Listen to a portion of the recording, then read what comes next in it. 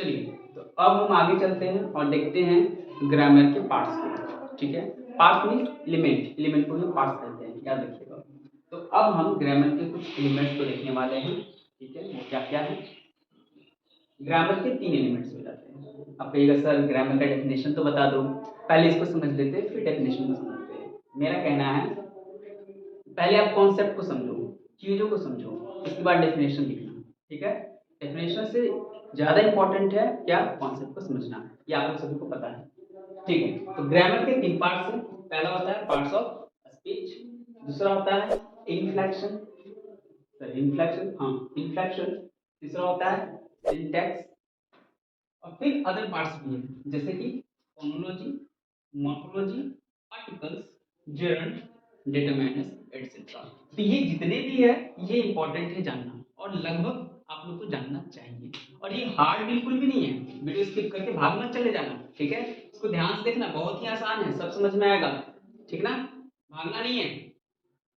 ठीक है, तो सबसे पहले समझते हैं पार्ट्स ऑफ स्पीच, फिर समझते हैं इन्फ्लेक्शन, और फिर समझते हैं सिंटैक्स को, और फिर हम आगे बढ़ेंगे फोनोलॉजी, मॉर्फोलॉजी, पार्टिकल्स, जेरंड और डिटरमिनर्स को। ठीक है, तो एक काम करो, इसको आप लिख लीजिएगा अपनी कॉपी में। ठीक है, या स्क्रीनशॉट ले लीजिए।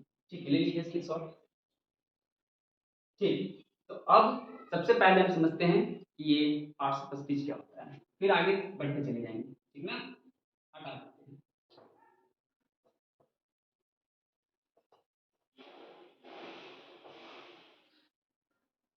तो सबसे पहले हम देखते हैं ये पार्ट्स ऑफ स्पीच क्या होता है। ये पार्ट्स ऑफ स्पीच क्या होता है, साफ साफ पता चल रहा है। स्पीच, स्पीच का मतलब क्या होता है, भाषण। एक तरीके का जो आप देखे होंगे कि जो नेता लोग या हम लोग खुद है ना भाषण देते हैं। ठीक है, तो ये जो है स्पीच, स्पीच किससे बना, सेंटेंस से बना। सेंटेंस किससे बना, वर्ड से बना। ठीक है, तो सेंटेंस के अंदर जो जो आपका वर्ड्स है, या ये बोलिए कि जो स्पीच के अंदर जो जो वर्ड्स है, ठीक है, ये वर्ड्स को ही हम क्या बोलते हैं, पार्ट्स ऑफ स्पीच। मतलब सर, मतलब ये हुआ कि पार्ट्स ऑफ जो स्पीच होता है वो स्पीच का बहुत सारे जो पार्ट्स होते हैं उन पार्ट्स का अलग अलग नाम देकर उनको एक नया चैप्टर बनाया गया, इसी को पार्ट्स ऑफ स्पीच कहते हैं। तो अब देखते हैं ये पार्ट्स ऑफ स्पीच क्या होता है, बहुत अच्छे से देखते हैं, एक बार समझिएगा। हमने कहा कि बहुत सारे वर्ड्स होते हैं जो अलग अलग, जैसे कि एक सेंटेंस लिखते हैं और उसमें देखना बहुत सारे आपको वर्ड्स मिलेगा। जैसे कि मान लीजिए हमने लिखा he is learning, he is learning English, he is learning English there, वो वहाँ इंग्लिश सीख रहा है। तो अगर सेंटेंस में देखा जाए तो आप देखोगे कि अलग अलग वर्ड्स है ना, ये सभी वर्ड्स अलग अलग हैं, और सभी जितने भी वर्ड्स हैं इन सभी वर्ड्स को अलग अलग, देखो ये पूरा ही पूरा एक सेंटेंस है। ऐसे और भी अगर मैं सेंटेंस लिखता चला जाऊं, अगर मान लीजिए मैंने लिखा कि writing is there, he wants to speak English fluently, he wants to speak English fluently। तो इस तरीके से अगर मैं सेंटेंस बनाता चला जाऊं तो पूरा एक स्पीच बन जाएगा। ठीक है, मैंने क्या बोला, सेंटेंस इस तरीके से अगर मैं बहुत बना दूं तो पूरा एक स्पीच बन जाएगा।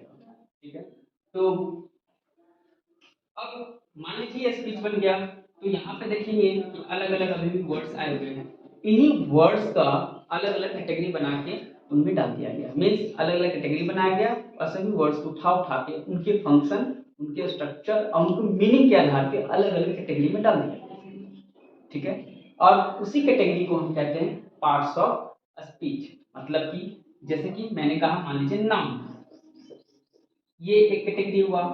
दूसरा कैटेगरी मैंने कहा प्रोनाउन, ये आपको आता होगा, ये आपको पता होगा, बट चूंकि शुरुआत से सीख रहे हैं तो चीजों को अच्छे से समझने में क्या दिक्कत है।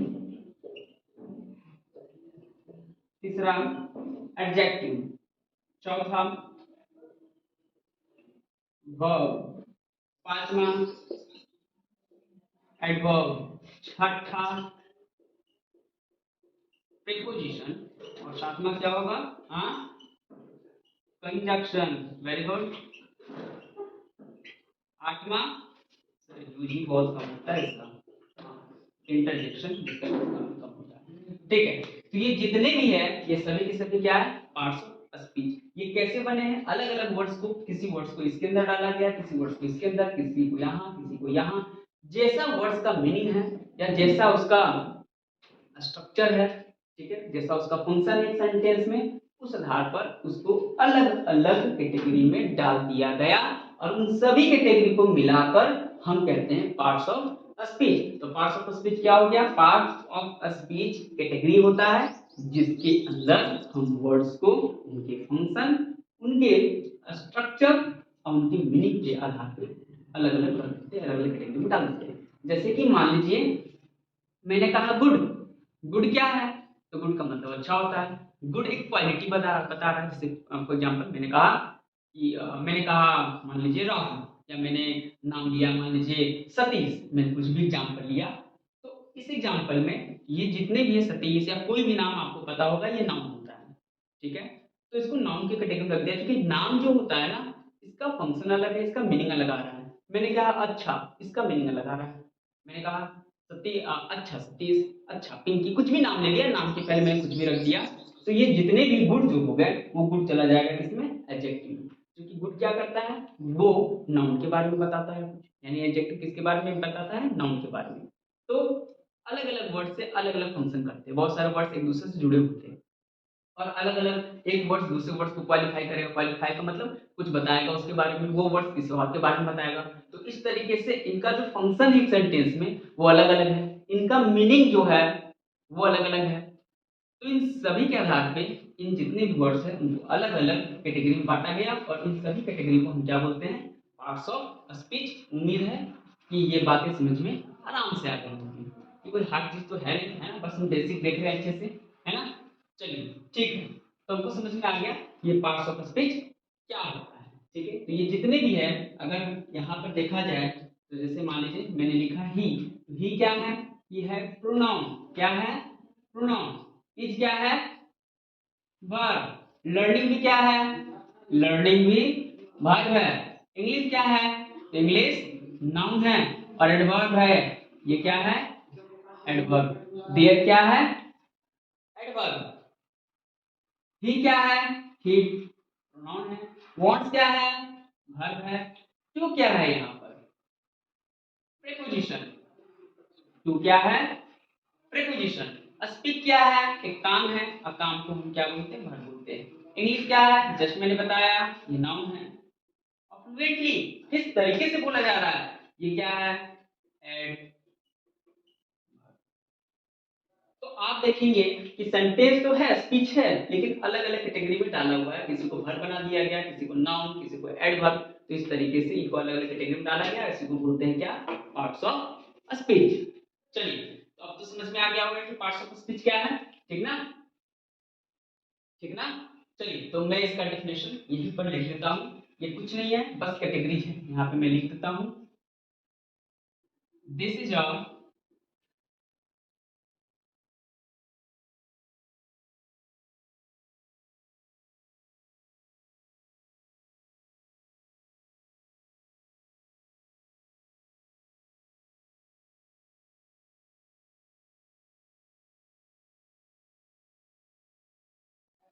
ठीक है। तो आप यहां से यहां तक, यहाँ पे दे देता हूं ताकि आपको कंफ्यूजन ना हो, यहां से यहां तक आप इनको लिख लेंगे और ये पूरा राइट डाउन करेंगे अपनी कॉपी पर, ठीक है। या अभी समय नहीं तो स्क्रीनशॉट ले लेंगे और उसको लिखना है, ठीक है, ले लीजिए। तो अब आगे चलते हैं और देखते हैं ये इन्फ्लेक्शन क्या है। दूसरा, व्हाट इज इन्फ्लेक्शन। ये इन्फ्लेक्शन क्या चीज है, ये कुछ नया सा लग रहा होगा। चलिए इसको भी देखते हैं ये क्या चीज है। इन्फ्लेक्शन कुछ नहीं है। इन्फ्लेक्शन जनरली वर्ड्स को, कोई एक वर्ड है उसको एक नया वर्ड जो बनाया जाता है, यानी creation of a new word from a word. एक वर्ड से दूसरे वर्ड का जो क्रिएशन होता है, यानी एक शब्द से दूसरे शब्द को बनाने का जो प्रोसेस होता है, क्या कहा मैंने, एक शब्द से दूसरे शब्द को बनाने का जो प्रोसेस होता है उसे ही हम कहते हैं इन्फ्लेक्शन।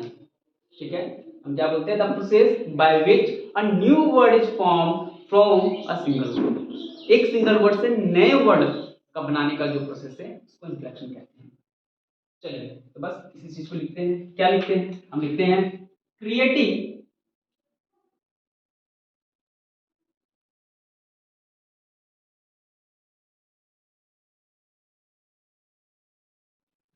ठीक है, तो मैंने क्या लिखा, creating a new word from the other word, कोई भी वर्ड पकड़ते हैं और उससे एक नया वर्ड बनाते हैं। जैसे कि बहुत आसान सा एक वर्ड है, ध्यान समझिएगा। मान लीजिए मैंने लिखा काइंड, तो काइंड का मतलब क्या होता है, दयालु। इससे मैंने एक नया वर्ड बनाया, मैंने कहा काइंडनेस, जो बहुत ज्यादा दयालु, जिनके अंदर दया भरी पड़ी है ना, दयालु है ना, काइंड हो गया, और जिनके अंदर बहुत ज्यादा दया है उनको कहते हैं काइंडनेस। ठीक है, दयालुता हिंदी में कहा जाता है। ठीक है, और बनाते हैं, मान लीजिए बताया हो गया।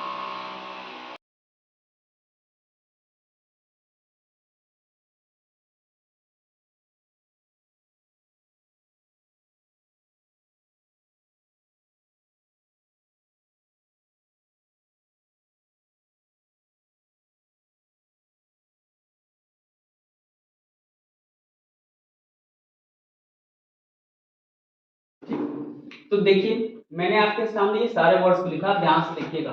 काइंड से बना जैसे काइंडनेस, मैंने आपको बताया। टीच, टीच का मतलब क्या होता है, पढ़ाना। टीच से क्या बना, टीचर। देखिए ये एक वर्ड था, इससे एक नया वर्ड बना, बनाना, टीचर। इसका मतलब क्या हुआ, पढ़ाने वाला। ध्यान से एक और, एक्ट, एक्ट होता है, एक्ट से क्या बना, एक्टर। आपको पता है, इसको तो बताने की जरूरत है नहीं। इंजॉय, ठीक है, इंजॉय, इंजॉय से क्या बना, इंजॉयमेंट। ठीक है, इंजॉय से क्या बना, इंजॉयमेंट। इंजॉय का मतलब आपको पता है ना। ठीक है, स्लो, स्लो मतलब क्या होता है, धीमा। उससे क्या बना, स्लोली, धीमे से। तो ये धीमा है, ये धीमे से है, अलग अलग बन रहा है, ध्यान रखिएगा। ऑनेस्ट, ईमानदार, ऑनेस्टी वाइज हो गया ना, एक नया वर्ड बना। इस वर्ड से एक नया वर्ड फिर से बना, है ना, ऑनेस्टी, ईमानदारी। बॉय, एक लड़का, बहुत ज्यादा लड़के हैं तो इस लगाकर बनाते हैं ना नया वर्ड, ये भी नया ही है। ठीक है, यानी कोई भी जो प्लूरल करते हैं ना वो भी इंफ्लेक्शन के अंदर ही आता है। तो बॉय से बॉयज। स्टूडेंट, स्टूडेंट से क्या बनेगा, स्टूडेंट्स, एक स्टूडेंट है, स्टूडेंट्स। तो सर यहाँ पे आपने प्लूरल कर दिया, हाँ सिंगुलर से अगर आप प्लूरल भी बनाते हैं तो वो भी इंफ्लेक्शन के अंदर ही आता है। ठीक है, अभी बात करेंगे इंफ्लेक्शन को और आगे, है ना, और समझेंगे कि क्या है। ठीक है, तो एक्ट का मतलब क्या होता है, नाटक करना, एक्टर बनाना है ना, वर्ड नाटक करने वाला। अगेन, तो इसी तरीके से इसी तरीके से एंजॉय से एंजॉयमेंट, स्लो से स्लोली।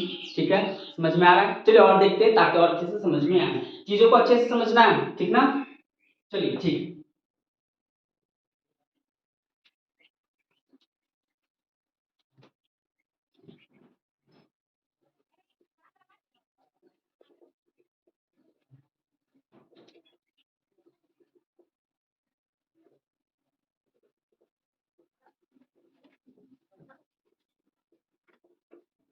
तो अब यहाँ देखिएगा, यहाँ पे आपको क्या देखने को मिलेगा, फिर से नए नए वर्ड्स।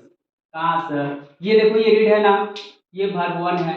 रीड से क्या बना, रीड्स, इसका मतलब पढ़ना, और इसका मतलब होता है पढ़ता है। तो ये देखो एक नया वर्ड बना, है ना। यहाँ पे कैच से क्या बना, कैचेस। कैच का मतलब पकड़ना, कैचेस मतलब पकड़ता है, फिर से एक नया वर्ड बना। टीच, पढ़ाना, टॉट, पढ़ाया। राइट, लिखना, रोट, लिखा। तो आप कहोगे सर ये तो वर्ब है ना, वर्ब का ही तो रूप चेंज कर रहे हैं। तो चेंज कर रहे हैं तो एक नया वर्ड का भी तो क्रिएशन हो रहा है ना। सिचुएशन और टाइम के हिसाब से वर्ड भी सुनने में अलग लगते हैं ना। इसलिए हमने कहा इन्फ्लेक्शन क्या होता है, इन्फ्लेक्शन को बस एक नया वर्ड चाहिए, नया वर्ड बनाना है अपने एक सिंगल या दूसरे पुराने वर्ड से। ठीक है, समझ में आ गया होगा इन्फ्लेक्शन क्या है। उसमें भी हमने दो चीजें देखी, हमने क्या देखा, हमने देखा नाउन से भी हम बना रहे थे, जैसे कि बॉय, बॉय से क्या कर रहे थे हम लोग, बॉयज, गर्ल से क्या कर लेते हैं, गर्ल, उससे गर्ल्स। तो जब कभी हम नाउन का करते हैं या वर्ब का करते हैं एस और एस लगा के, या वर्ब को जब हम वर्ब 1 से वर्ब 2 में बदलते हैं यानी प्रेजेंट से पास्ट में बदलते हैं, तो ये इन्फ्लेक्शन अलग टाइप के हो गए। कुछ इन्फ्लेक्शन अलग होते हैं जिसमें हम क्या करते हैं, एडजेक्टिव से नाउन बनाते हैं, नाउन से एडजेक्टिव बनाते हैं, है ना, एडजेक्टिव से वर्ब बनाते हैं, बनाते या नहीं बनाते हैं। तो ये जो इन्फ्लेक्शन है ये अलग है। तो इस बेसिस पे अगर देखा जाए तो इन्फ्लेक्शन भी दो टाइप के होते हैं और उसको भी थोड़ा सा समझ लेते हैं, है ना। समझ में क्या जाता है, थोड़ा सा नॉलेज ले लीजिए और एक्स्ट्रा। ठीक है, तो मैं इसे मिटा देता हूँ। आपने अगर इसे नहीं लिखा है तो इसे लिख लीजिएगा। ठीक,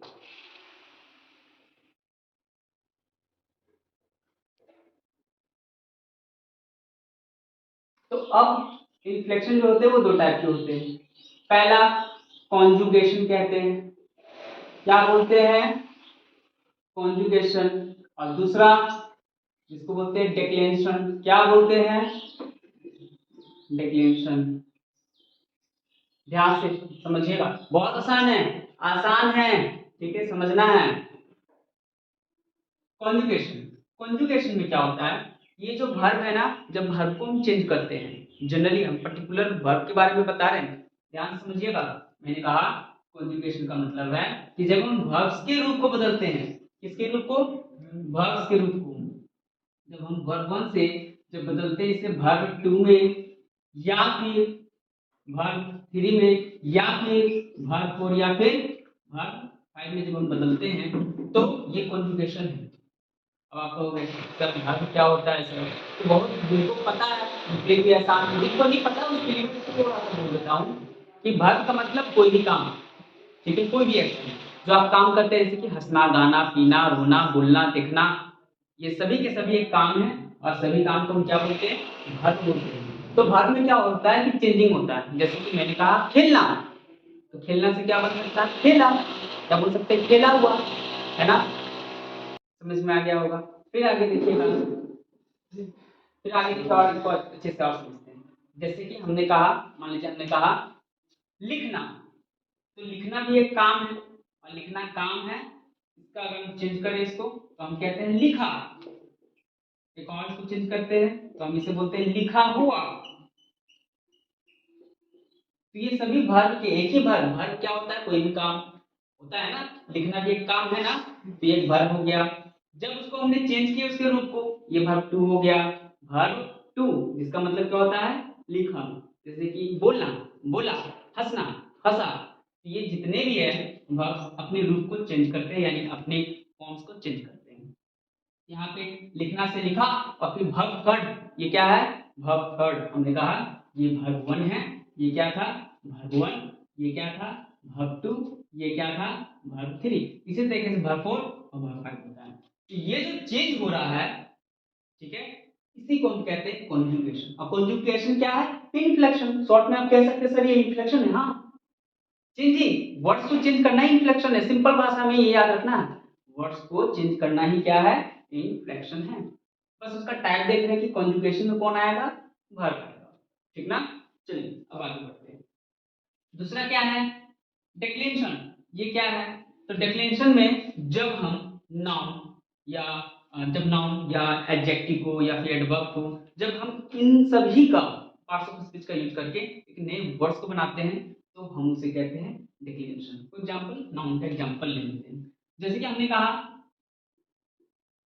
बॉय, तो बॉय का मतलब क्या होता है, बॉय का मतलब होता है लड़का, एक लड़का। हमने इसको बदल दिया बहुत सारे लड़कों में, तो हमने क्या बोल दिया, बॉयज, ठीक ना। जैसे कि हमने एक और कोई नाउन, कोई एक और नाउन लेते हैं, ठीक है, हमने लिया स्टूडेंट, ये ज्यादा अच्छा लगता है ना। स्टूडेंट से क्या बन जाएगा,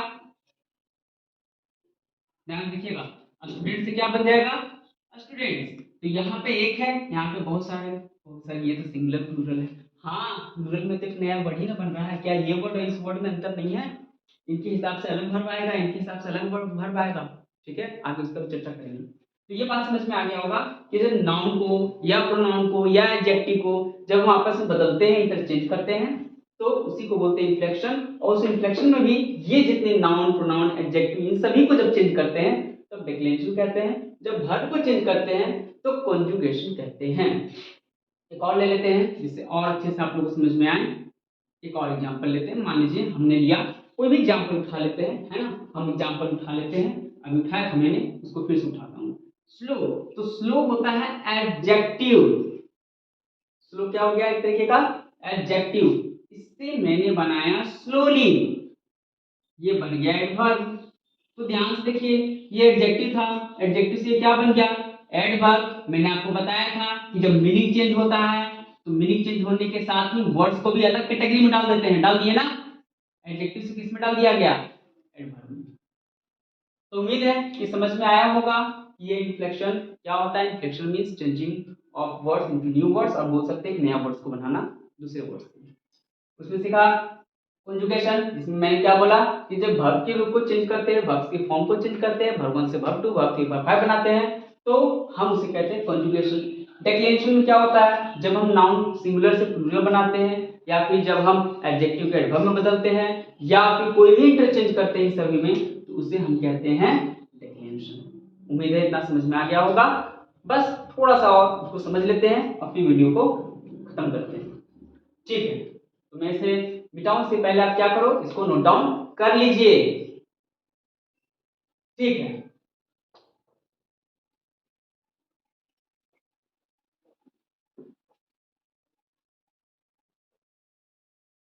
अब बात किया जाएगा सिंटेक्स का। किसका? सिंटेक्स, कि आखिर ये सिंटेक्स क्या होता है। सिंटेक्स कुछ नहीं है, बस सेंटेंस को बनाने का तरीका। सेंटेंस क्या होता है ना, कि सेंटेंस जो होता है उसमें एक सब्जेक्ट होता है, और एक क्या होता है? वर्ब होता है, एक ऑब्जेक्ट होता है। या सिंपल से बोल सकते हैं कि सब्जेक्ट होता है और प्रेडिकेट होता है एक सेंटेंस के अंदर। तो सिंटेक्स, जो सिंटेक्स है, इसका मतलब हो गया स्टडी ऑफ सेंटेंस। सेंटेंस को कैसे बनाना है, कौन सा सेंटेंस को कैसे शुद्ध रूप में लिखना है, ठीक है, कौन सा सेंटेंस सही है, कौन सा सेंटेंस गलत है। जैसे कि एग्जांपल लिखता हूं यहाँ पे, ठीक है, मैंने लिखा this is a, this is बहुत आसान सा, दिस इज अ पेन। मैंने लिखा दिस इज अ पेन, यह पेन है। मान लो कि इसको मैंने ऐसे ना लिखकर मैंने लिखा दिस आर अ पेन, और मैं आपसे पूछता हूं कौन सा सही होगा। तो इतना तो आप लोग जानते ही होंगे कि this is a pen is right sentence, जबकि this are a pen is wrong sentence. देख रहे हो? इसका मतलब ये सब्जेक्ट था इस सेंटेंस का, ध्यान समझिएगा। ये एक सेंटेंस था और इसका सब्जेक्ट कौन था? दिस। इस सब्जेक्ट के अनुसार क्या आता है? वर्ब आता है।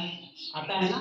इस सब्जेक्ट के अनुसार ये वर्ब नहीं आएगा यहाँ पर। एक और देखते हैं, हमने कहा दिस आर पेन्स। अगर मैंने इसको ऐसे लिख दिया, अगर मैंने इसको ऐसे लिख दिया कि दिस इज पेन्स, कौन सा सही है? कौन सा सही है? ये सही है। ये क्या होगा? गलत। क्यों? क्योंकि आपको पता है दिस के साथ क्या आता है? आर आता है। मैंने क्या कर दिया? इज कर दिया। तो कहने का मतलब सिंटेक्स क्या है, ध्यान समझिएगा। सिंटेक्स का मतलब होता है कि सेंटेंस को सही सही रूप में लिखने के जो रूल्स है, जो प्रिंसिपल्स है, उसी को हम कहते हैं सिंटेक्स। या सिंपल सा भाषा में समझिए, सिंटेक्स कुछ नहीं, सेंटेंस की स्टडी को कहते हैं। कभी कभी क्वेश्चन पूछा जाता है कि सेंटेंस की स्टडी को क्या बोलते हैं, तो सिंपल सा बोल दीजिएगा सिंटेक्स।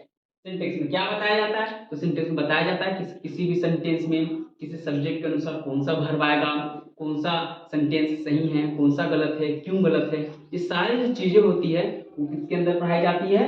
सिंटेक्स के अंदर। और इसी सिंटेक्स को कई सारे बुक्स में आप देखना कि सब्जेक्ट वर्ब एग्रीमेंट के चैप्टर के नाम से पढ़ाया जाता है, या आप देखे होंगे कि आपको मिलेगा। चलिए ठीक है, तो लिखते हैं कि सिंटेक्स क्या है। सिंपल से लिख देता हूं मैं कि syntax is nothing but study of a sentence, या क्या बोल सकते हैं इसको, बोल सकते हैं, क्या बोल सकते हैं इसको? Syntax is study of a sentence, या फिर मैं इसे बोल सकता हूं कि सेंटेंस फॉर्मेशन, मैं लिख देता हूं sentence formation, sentence formation in a correct way by using by यहाँ पे लिख दूं by using rules and principles.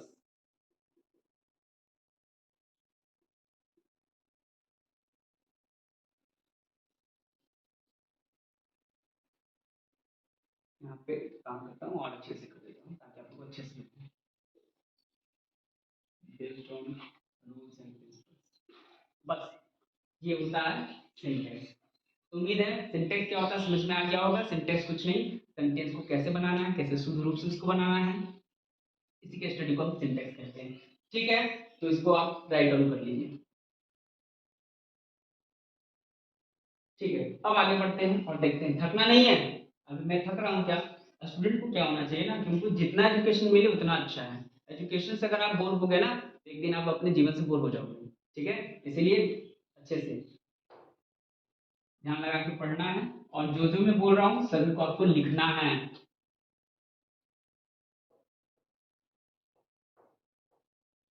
ठीक, तो हमने देख लिया ग्रामर के तीन एलिमेंट्स। पहले एलिमेंट्स को क्या बोला था हमने? Parts of speech. दूसरे एलिमेंट को क्या बोला था हमने? इन्फ्लेक्शन। तीसरे एलिमेंट को क्या बोला था हमने? सिंटैक्स बोला था। इसके बाद मैंने बोला था पार्टिकल्स, जेरंड बोला था ना। तो इस तरीके से और भी मैंने बहुत कुछ बताया था, मॉडिफायर या फिर आप बोल सकते हैं डिटरमाइनर्स। तो इन सभी चीजों को हम देखेंगे, बारीकी से देखेंगे और अच्छे से देखेंगे। लेकिन अभी शुरुआत में ये जो बेसिक टर्म्स थे इनको देखना जरूरी था। अब हम लोग समझते हैं कि ग्रामर क्या है।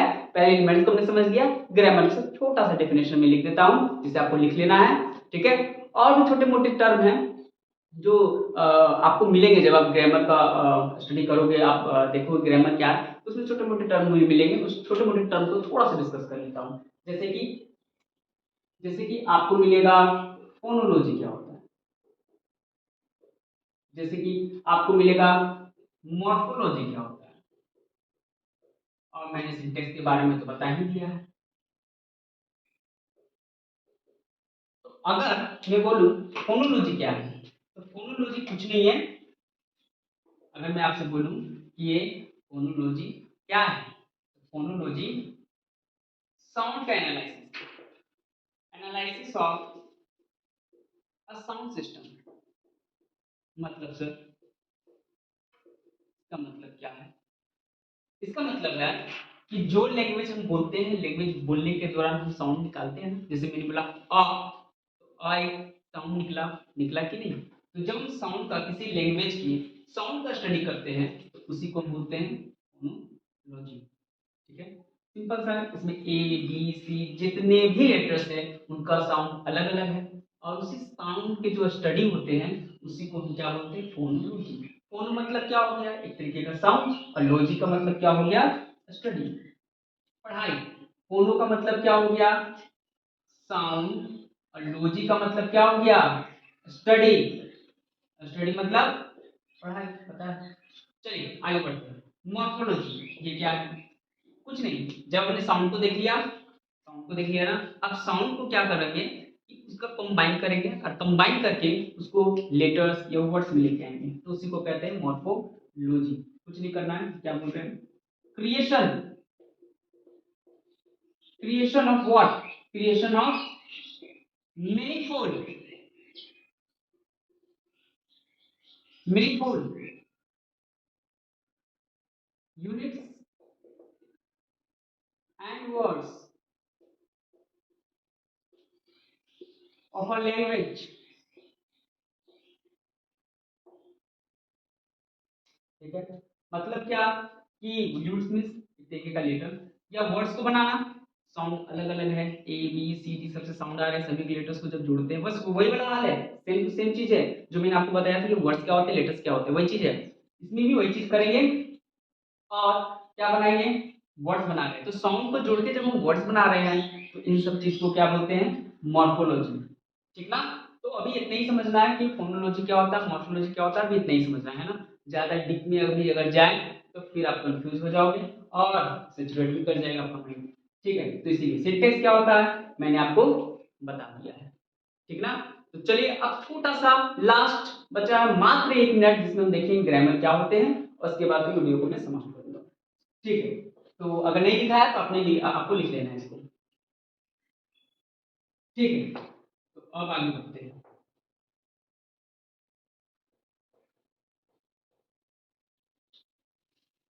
तो अब देखते हैं हम कि आखिर ये ग्रामर क्या चीज है।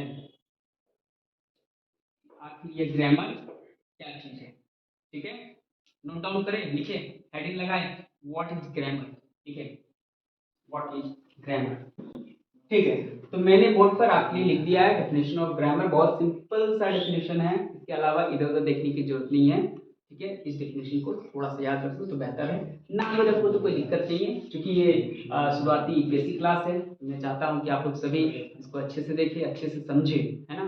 क्योंकि आपको पता है कि रूट इज वेरी इंपॉर्टेंट, है ना। अगर किसी का जड़ मजबूत है तो उसके जो तने होते हैं वो भी मजबूत होते हैं। ठीक है, बस इसीलिए ये जो क्लास है थोड़ा सा लंबा मैंने लिया है ना, ताकि आपके एक एक छोटे से छोटे जो टर्म्स होते हैं इंग्लिश के, उन सभी को मैं अच्छे से बारीकी से पूरा करूँ, है ना। और उम्मीद है कि आप लोगों को समझ में आ रहा होगा, और अगर नहीं आ रहा है तो आप कमेंट में जाकर इस चीज़ को लिखेंगे कि आपको क्या समझ में नहीं आया है। जैसे कि मैंने अपनी शुरुआती वीडियो में ही आपको इस बात को क्लियर कर दिया था, अगर कहीं भी आपको किसी भी तरीके की कोई भी दिक्कत होती है, मैं पढ़ा रहा हूँ कि कोई दिक्कत है, तो आप अपने सजेशंस कमेंट बॉक्स में जाके दे सकते हैं। ठीक है ना, चलिए तो अब यहाँ पे समझ लेते हैं चीजों को। यहाँ पे लिखा हुआ है व्हाट इज ग्रामर। तो ग्रामर एक तरीका है कि किस तरीके से हम वर्ड्स का यूज करते हैं, कैसे कैसे उसको क्लासिफाई करते हैं। जैसे मैंने पार्ट्स ऑफ स्पीच का बात किया था, कैसे इसको स्ट्रक्चर करते हैं, यानी सिंटेक्स का बात किया था, सभी को एक साथ कैसे आपस में जोड़ के और एक एकदम शुद्ध शुद्ध ऑर्डर में अच्छे तरीके से जोड़ के उसको रिटेन यानी लिखने के और बोलने के पॉइंट ऑफ व्यू से उसको कैसे शुद्ध करते हैं, है ना, और कैसे फिर उसे बोलते हैं। इन चीज को हम ग्रामर कहते हैं। बस ग्रामर कुछ नहीं है, इतना समझिए, ये हमें शुद्ध शुद्ध लिखना और पढ़ना सिखाता है। ठीक है, तो ग्रामर इन इंग्लिश वही है, चाहे व्याकरण हो, वही व्याकरण है तो क्या हिंदी को शुद्ध शुद्ध लिखना या पढ़ना सिखाता है। तो आपको मैंने ये पूरा क्लियर किया कि ग्रामर के अंदर बस इतना याद रखना है कि ग्रामर के अंदर 3 पार्ट्स आते हैं। पहला होता है पार्ट्स ऑफ स्पीच, दूसरा होता है इन्फ्लेक्शन और तीसरा होता है सिंटेक्स। ठीक ना, उम्मीद है कि आज के इस क्लास में, आज के इस बड़े क्लास में आपको बहुत कुछ समझ में आया होगा। ठीक है, और इसके साथ साथ मैंने आपको जितने भी टर्म्स हो सकते थे मैंने आपको क्लियर किया। जो नहीं समझ में आएगा मैं बार बार बोल रहा हूँ कि आपको जाके लिखना है। ठीक ना, ठीक है, तो आज के लिए मैं इतना ही रखता हूँ अपने ग्रामर की इस क्लास को। अगले वीडियो में हम पढ़ेंगे पार्ट्स ऑफ स्पीच, जिसमें हमारा जो शुरुआती होगा वो होगा नाउन। क्योंकि मैंने आपको बताया कि पार्ट्स ऑफ स्पीच कितने टाइप्स के होते हैं, बताओ। तो पहले बताया था ना, 8 टाइप के होते हैं। उनमें से सबसे पहला जो होता है वो होता है नाउन, और नाउन हम अगले वीडियो से क्या करेंगे, शुरू करेंगे। ठीक है, और नाउन को हम बहुत ही अच्छे से देखेंगे। जो नाउन आपको प्रॉब्लम होता है समझने में, पूरे एकदम अपने देसी भाषा में देखने वाले हैं, वो किताबी भाषा में नहीं देखना है। किताब बहुत जरूरी है, लेकिन उन्हीं से हमें उनका निचोड़ निकालना है और नाउन को अच्छे से समझना है। ठीक है, तो जब मेरा अगला वीडियो आएगा तो आप देखोगे कि नाउन क्या होता है, बहुत अच्छे से देखेंगे, है ना। चिंता नहीं करना, सब समझ में आएगा। ठीक ना, ठीक है, इसको राइट डाउन कर ले, है ना। और अगर आपको वीडियो पसंद आया हो तो आप इसे लाइक कर भी सकते हैं। ठीक ना, चलिए तो आज के लिए इतना ही। जय माता दी, वंदे मातरम, धन्यवाद।